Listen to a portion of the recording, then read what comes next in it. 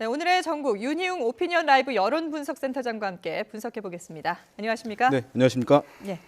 자, 야권에서는 적통 경쟁이 아주 뜨겁습니다. 문재인 전 대표가 이 자문단을 꾸렸는데 명칭이 10년의 힘이거든요. 근데 네. 그 면면을 보면은 국민의 정부 그리고 뭐 참여정부 인사들이 다 참여를 해서 이걸 개통을 잇겠다 이런 의미로 봐야 되겠죠. 그렇습니다. 10년 이제 참여정부 5년 또 그 전에 국내정부 네. 5년을 합쳐서 10년을 얘기하는 것이거든요. 그래서 이제 문재인 전 대표가 제3기의 민주정부가 이제 이 DJ 정부 또 노무현 대통령 참여정부를 거치고 그것을 이제 공을 계승하고 한계를 이제 뛰어넘는 정부를 이제 만들겠다라고 하면서 이름을 이제 그렇게 붙인 것인데요. 네. 여기에 이제 참여하는 인물들을 보면 말씀하신 대로 이 두 번의 어쨌든 야권의 정부 지금 야권의 이 국내 정부 참여정부에서 왕성하게 활동했던 장관, 장차관들이 이제 주를 이루고 있거든요. 네. 이것은 이렇게 봐야 될 것 같습니다. 그러니까 이번 대선 같은 경우 만약에 탄핵이 인용이 되고 조기 대선이 치러지게 된다면 인수위가 없는 이제 대통령이 그렇죠. 되는 것이니까 예. 예비 인수위를 미리 꾸린다라고 하는 이제 모습을 이제 대중들에게 어필을 하고 그럼으로써 이제 다른 주자들 그런 준비되지 않은 모습과 차별화를 하겠다라고 하는 이제 강한 의지를 보이는 것이라고 할 수 있겠고요. 그러면서 본인이 준비된 대통령, 그다음에 어쨌든 정책 부분에서 다른 후보들에 비해서 이제 비교 우위가 있다, 절대적 우위가 있다라고 하는 것을 이제 강조하기 위한 측면이라고 할 수 있겠죠. 그러면서 어쨌든 야권의 적통 핵심은 이제 본인이다라고 예. 하는 것을 이제 과시하기 위한 측면이라고 할 수 있겠습니다. 네. 그런데 지금 야권 주자들 간의 경쟁은 호남을 두고 더 치열하게 벌어지고 있는 걸로 보입니다. 문재인 전 대표가 총리 탕평 인사를 하겠다 이렇게 얘기했는데 이거 지금 호남 출신 총리 얘기하는 거 아닌가요? 그러니까 모 방송에서 지역 탕평 총리론을 이제 펼쳤어요. 네. 그래서 네. 이제 우리나라가 국민 통합, 지역 통합이 필요한 상황이기 때문에 본인은 어쨌든 어떤 측근 인사를 총리로 기용하지 않고 어쨌든 이런 지역 출신 다양하게 총리를 이제 임명하겠다라고 하는 것을 이제 얘기한 것인데요. 예. 네. 일단 명시적으로 호남 출신 인사를 총리로 기용하겠다고 얘기한 것은 아닙니다만은 정치적으로는 일단 그렇게 읽힐 수 있고 호남에 대한 어떤 구애의 일환으로 인식될 여지가 이제 있다고 할 수 있는데요. 지난 이제 참여정부에서 호남의 인사가 어쨌든 소외되었다라고 하는 이제 인식이 형성돼 있거든요. 사실 여부와 무관하게 어쨌든 호남에서는 그런 인식이 있으면서 문재인 전 대표에 대한 어쨌든 화해, 온전한 화해 이런 것들이 아직까지 좀 유보적인 측면들도 있는 것이거든요. 그런 부분을 어쨌든 불식하기 위한 측면에서 이것을 이제 꺼낸 측면도 있다. 분석해 볼 수 예. 있겠습니다. 네. 이 호남 지역에서 상당히 돌풍을 일으키고 있는 안희정 지사 같은 경우에는 노무현의 기적을 내가 이루겠다, 다시 이루겠다 이런 얘기를 했지 않습니까? 네.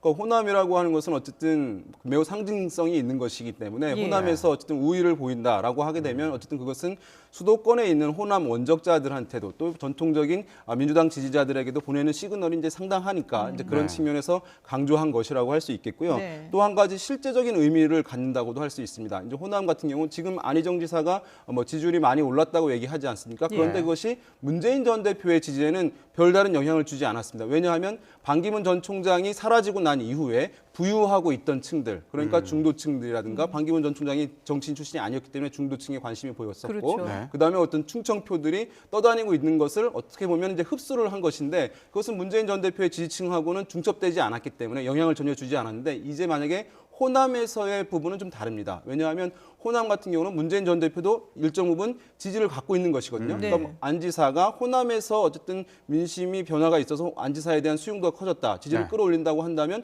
그럼 문재인 전 대표의 지지율을 끌어내리는 모양새로 결과로 네. 나타날 수 있는 것이거든요. 그러니까 서로 간의 후보들의 맞물려 있는 것이 지지층이 그렇기 때문에 그 안희정 지사가 이제 남의 표를 가져와야 되기 때문에 그 상승폭은 아마 이전보다는 더디겠습니다만은 만약에 그것이 있게 되면 효과는 사실 더 클 수 있는 것이죠. 왜냐하면 누구는 떨어지고 한쪽으로 올라가게 되는 예. 것이니까 그런 면에서 실제적으로도 구도에 이제 변화를 가져올 수 있는 여지가 있다는 점에서 안희정 지사도 이제 호남에 상당히 이제 공을 들일 수밖에 없는 상황이라고 하겠습니다. 지금 민주당 경선에서는 김종인 전 대표 의중도 네. 영향을 미치지 않겠냐 이런 분석이 나오고 있는데 오늘 비문계 의원들하고 저녁 회동을 한다고 합니다. 네.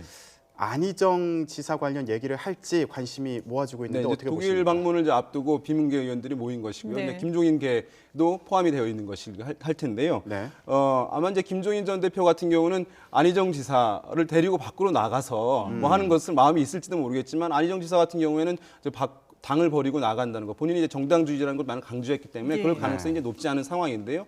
어쨌든 그런 상황에서 문재인 대표가 계속 껄끄러운 관계를 가지고 있는 상황에서 다른 이제 대항마 후보에 대한 관심이 이제 높을 수밖에 없습니다. 예. 그리고 또 한 가지 그래서 안희정 지사의 관심이 이제 갈 수밖에 없는 것인데요.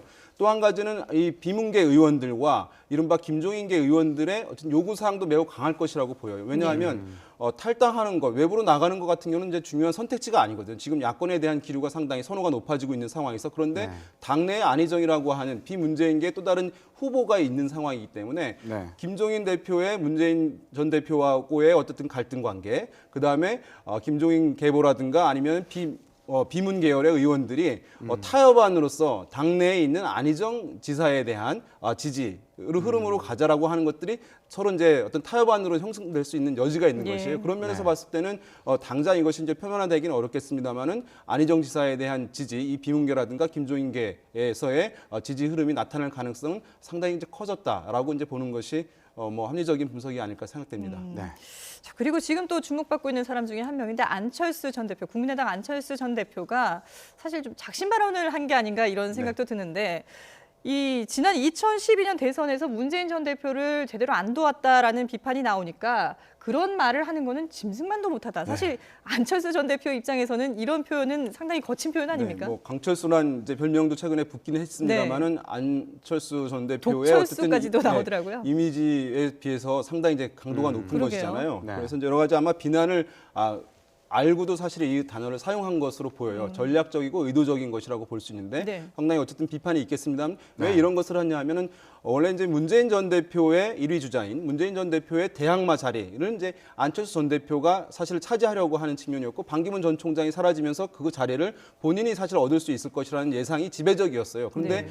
스포츠 경기로 비유하자면 안희정 충남지사가 가로채기를 해버린 것이거든요. 그런 상황에서 미디어의 어쨌든 구도도 같은 친노의 분화다. 그래서 문재인 대 안희정 이런 구도로 사실 많이 비춰지게 되면서 네. 네. 많은 대중들 같은 경우는 미디어의 정보량을 통해서 이제 후보에 대해서 알게 되고 지지가 올라가게 되는 것이거든요. 네. 그러다 보니까 안철수 전 대표는 소외가 되면서 어쨌든 미디어에서 다소 멀어진다거나 대중의 관심을 얻지 못하는 상황이 발생했기 때문에 문재인 전 대표의 대항마 의 위상을 되찾기 위해서 문재인 전 대표를 직접적으로 거론하게 되면서 논란을 일으키면서 대항마가 이제 본인이라고 하는 이미지를 획득하려고 하는 전략이라고 볼 수 있겠고 당내에서도 많이 지지를 해줬네요. 지금 보면 그러니까 어쨌든 당내에 있는 다른 이제 의원들도 네. 이것을 이제 옹호하는 발언들을 이제 많이 하고 있고 네. 박 전 대표 같은 경우는 독철수 잘했다라고 하면서 이제 칭찬하는 것으로 하는데 아마도 이제 국민의당도 이 안희정 지사의 상승세로 인해서 호남표의 움직임이라든가 네. 중도표의 움직임으로 국민의당 지지율도 사실 제약되는 부분이 있거든요. 네. 네. 그런 면에서 이제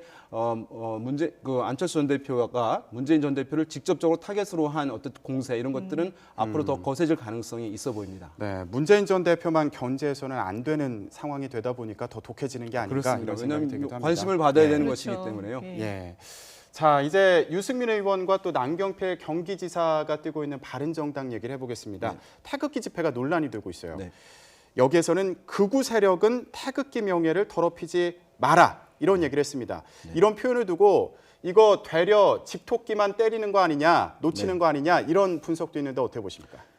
바른 정당으로서는 사실은 이제 보수층의 지지를 받아야 되는 상황이긴 한데요. 어쨌든 뭐 설정된 좌표가 이른바 이제 중도 보수 또는 이제 합리적 보수, 개혁적 보수층을 이제 지지 기반으로 가지고 이제 가는 것인데 네. 이 층들 같은 경우는 상당 부분 이탈하거나 아니면 지지를 지금 유보하고 있는 그런 상황이거든요. 네. 그런 상황이고 또 상당 부분은 새누리당에 지금 이제 자유한국당 바뀌었습니다만은 후보가 될 수도 있는 황교안 대행에 대한 지지를 보이게 되면서 최근에 이 자유한국당의 어쨌든 지지율도 다소간 회복하는 모양새를 보이고 있거든요. 네. 그러니까 다소 유보했다가 또는 이탈했다가 다시 이제 복원되는 양상을 보이고 있는 상황이에요. 그러니까 자유한국당에 대한 이제 비판들이 직접적으로 없던 상황이었는데 네. 어떤 보수표 집토끼를 잃는다는 것을 일정 부분 감수하면서 단기적으로는 그럼에도 불구하고 그 비판을 직접적으로 보임으로써 네. 새누리당 또는 자유한국당으로 다시 복원되려고 하는 이제 보수층들 그 흐름들을 차단할 필요성이 매우 강하게 느껴졌던 것입니다. 그래서 이제 바른정당으로서는 그런 이제 어떤 부정적 효과를 감수하고서라도 직접적인 어떤 자유한국당에 대한 이제 비판을 더욱 이제 거세게 가져가는 전략을 선택한 것으로 이제 보입니다. 예. 네. 근데 이 태극기 논란뿐만 아니라 자유한국당이라는 당 이름 가지고도 지금 또 논란이 되고 네. 있는데 한번 들어보시죠.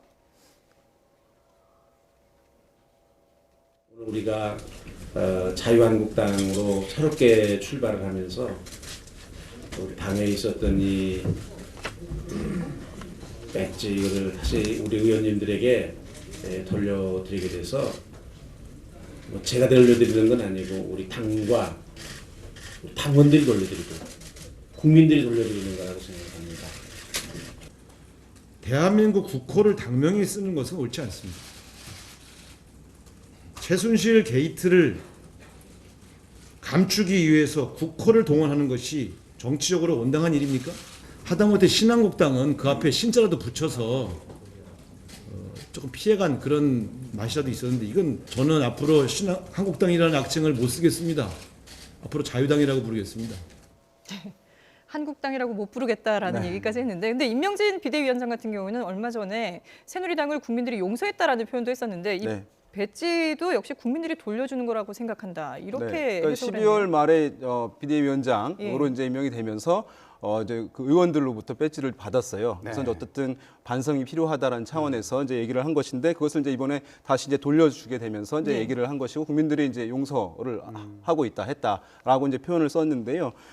그러면서 이제 그 자유한국당이 당명도 고치면서 반성 투어도 이제 이른바 하고 이제 네. 시작을 한다고 하거든요. 네. 근데 이제 그 이름도 맨 처음에는 당초에는 반성 미래 책임 국민 속으로였다가 그 반성을 빼고 책임과 미래 국민 속으로라고 이제 명칭을 바꾸면서 반성을 네. 뺐는데, 어쨌든 이 반성의 국면에 이제 계속 갇혀 있게 되면 네. 사실 다가오는 대선에 대한 준비를 할 수 없는 상황이니까 네. 여러 가지 이제 국민적 사실 비난이 있을 수 있는 상황인데, 네. 그것을 감수하고라도 본격적으로 어쨌든 이제 대선을 준비하겠다라고 하는 이제 의지를 밝힌 것이라고 할 수 있을 텐데, 그러나 어쨌든 자유한국당은 그래도 여당이지 않습니까? 여당인데 어쨌든 이런 태극기 집회, 보수단체 집회 규모가 커지면서 그것을 상당히 이제 의지하고 기대는 모습을 보여주고 있는 것인데, 아무리 어쨌든 상황이 이제 어려운 상황이라 하더라도 여당일 경우에는 어쨌든 국민 전체의 기류를 어쨌든 신중하게 어쨌든 고려하는 모습들을 보여줘야 되는 것인데, 그런 부분은 아직 충분하게 대중 기류는 용서하거나 이런 기류는 나타나지 않고 있는 상황인데, 국민의 의사를 이제 단정적으로 표현한 부분에 있어서